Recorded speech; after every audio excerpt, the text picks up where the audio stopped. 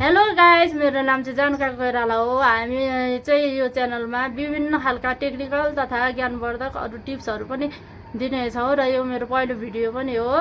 म आज हजुरहरूलाई यो मोबाइल स्ट्यान्ड, यस्तो प्लास्टिकको जुन मोबाइल स्ट्यान्ड जुन हजुरहरूले किन्नुपर्ने हुन्छ त्यसलाई कागजबाट पनि बनाउन सकिन्छ। यो यसरी कसरी बनाउने भन्ने बारेमा जानकारी दिन वा बनाउन गइरहेको छु। Let's start our video.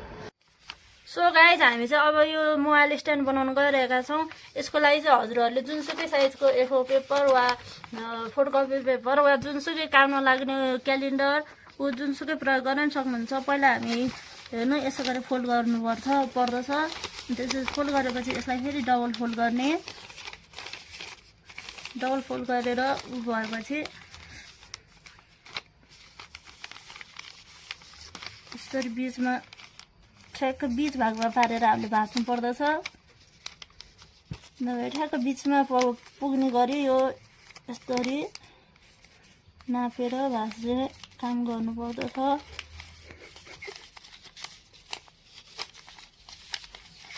एकपट्टिको साइज भइसकेपछि अर्कोपट्टि पनि सेम त्यही प्रोसेसलाई दोहोऱ्याउनु पर्दछ।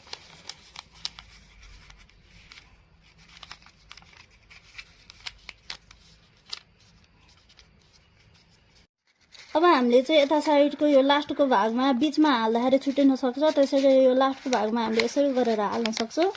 हाल्नु पर्दछ। हालिसकेपछि हाम्रो यस्तो सेप बन्छ। यी हेर्नुहोस्, त्यस्तो बनिसकेपछि अगाडिपट्टिबाट यसरी यस्तो गरेर खुम्चाएर ल्याउँदाखेरि यो एउटा मोबाइल स्ट्यान्डको रूपमा तयार हुँदछ।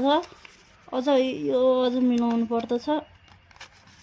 यसरी गर्दाखेरि यो मिल्छ। मिलेर आउँदाखेरि यो एउटा मोबाइलको स्ट्यान्डको रूपमा मजाको मोबाइल स्ट्यान्ड बन्दछ। यो चाहिँ जुन पेपरबाट पनि बनाउनु मिल्दछ, जस्तै कि A4 पेपर, फोटोकपी पेपर, अनि त्यसपछि पत्रिका, दर खालको पत्रिका, पुरानो क्यालेन्डर, जुन हामीले पुरानो कागज जुन फोहोर सम्झेर फाल्दछ त्यसको पनि हामीले मल्टी युज गर्न मिल्दछ। अब हामी यसमा मोबाइल राखेर देखाउन गइरहेका छौँ। यो हेर्नुहोस्, यो ल हेर्नुहोस्, अब हामीले यसरी मोबाइल राखेर पनि सक्दछौँ। जसले गर्दा चाहिँ हामीले कुनै पनि मुभीहरू हेर्न, सिरियल हेर्न वा युट्युबका विभिन्न उहरू हेर्नको निम्ति धेरै काम लाग्ने हुन्छ। जुन चाहिँ यो धेरै हामीले पैसा खर्च गरेर किन्नु पर्दछ भने यो हामीले त्यतिकै पनि घरमै बनाउन सक्ने भयो।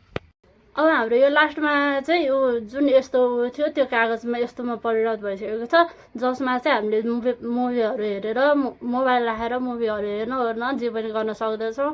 यदि हाम्रो भिडियो राम्रो लागेमा वा तपाईँहरूलाई मन परेमा यसलाई सेयर, सब्सक्राइब र कमेन्ट गरिदिनु होला।